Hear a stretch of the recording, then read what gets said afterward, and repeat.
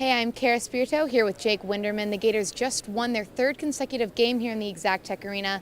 Jake, they only won by 7 points. What did you see versus the last two big wins they've had? Well, what I saw in this game was that, separate than any other game, Florida didn't control the pace in this game. Florida plays their absolute best basketball when they're playing the fastest 40 minutes in basketball. When Chiozza and Kayvon Allen are getting into transition, they're filling in passing lanes, getting steals, and getting points in transition off of fast breaks. So UNH controlled the pace in the first half and the first half of the second half, per se, pretty much the first 30 minutes of the game. They slowed down the game. They made it a half-court offense type of game, and that is not one of the Gators' strengths. So in games where they get their backs to the wall like this, against an opponent like New Hampshire, they'll be lucky that they have a bit of a talent gap there. But against a team that matches them talent-wise, they'll struggle in close games like this when it's a half-court type of game.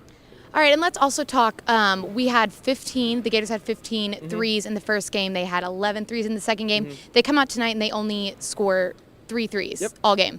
What did you see offensively that the Gators had to change? Well, I thought it was more on New Hampshire's end. Their defensive game plan today was to meet them at the three-point line every single time they crossed half court. So essentially, in taking away the three-point line, we saw a lot of isolation drives where the Gators were going one-on-one to the rim. They finished only 5 of their 13 layup attempts tonight. UNH put them into a corner that they hadn't been in all season. They didn't do that well, but Jalen Hudson really bailed them out in the second half of the game. Let's talk about Jalen Hudson. I mean, he goes off tonight. He has several points going back-to-back. He has a huge slam in the second half, gets the Exact Tech Arena going. What did you see from him tonight? He had 22 of his 26 points in the second half, and Mike White and the Florida Gators did exactly what they needed to do in the second half, adjusting to New Hampshire. They got the ball in the hot hand, and tonight that was Jalen Hudson.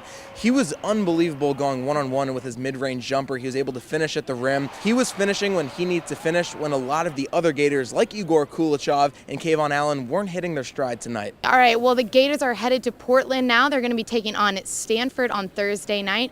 We'll see how that goes out on their first away game of the season. For Jake Winderman, I'm Kara Spirito, WUFT Sports.